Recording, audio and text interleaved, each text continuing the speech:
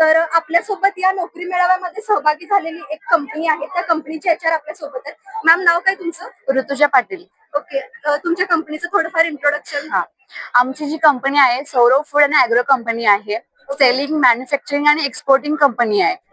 Product जे आपला आहे जो सांगलीमध्ये पिकतो, आपला मेन बेदाणे, त्याच्यावरती आपला फोकस आहे. आणि 2013 पासून आपली कंपनी आहे. 15 वर्ष झाली आपली कंपनी चालू आहे. इंडोनेशिया, युरोपला, अबुधाबी इकडे आपलं सगळं प्रोडक्ट एक्सपोर्टिंग होतं.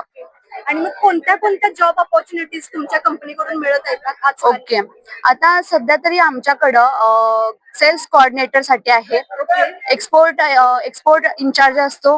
इंडिया मार्ट वगैरे हँडलिंग करायला कसं असतं, अशा पद्धतीने आपण काम करतो. तुमचे आता इंटरव्ह्यू तुम्ही घेतलेत काही विद्यार्थी? हो, घेतलं. तुम्हाला काय लक्षात आलं ऑल ओव्हर की खरंच चांगलं करतायत मुलं की थोडंफार कमी पडतायत इंटरव्ह्यू मध्ये? म्हणजे कोणत्या कोणत्या स्किल्स इम्प्रूव्ह केल्या पाहिजेत विद्यार्थ्यांना, असं तुम्हाला काय वाटतं? ठराविकच लोकांना इंटरव्ह्यू कसा असतो किंवा कंपनीमध्ये त्यांना ऑपॉर्च्युनिटी आहे किंवा नाही त्यांना खरं माहितीच नसतं. तर खेडेगावामध्ये मुले किंवा स्टुडंट्स वगैरे आहेत, भरपूर हुशार मुले आहेत, पण त्यांना माहिती नाहीये, पोहोचत नाहीये. त्यांनी खूप एकदम उत्कृष्ट हे काम केलंय की सगळीकडे, आणि मेन म्हणजे ह्याचं ऍडव्हर्टाइजमेंट चांगली झाल्या, त्यामुळं भरपूर लोक इथं आले आणि फीडबॅक चांगला आहे.